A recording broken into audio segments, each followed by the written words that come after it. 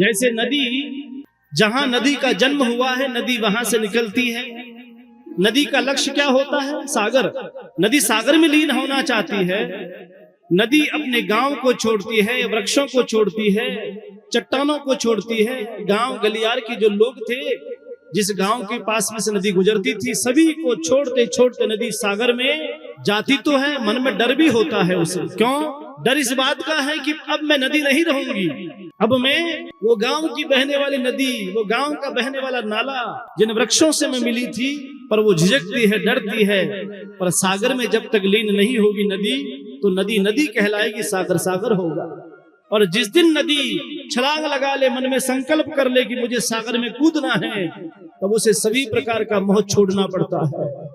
भक्ति का मतलब यही है कि यहाँ छोड़ना कुछ भी नहीं है, यहाँ एक गहरी हुंकार भर के भगवान की तरफ छलांग लगानी है।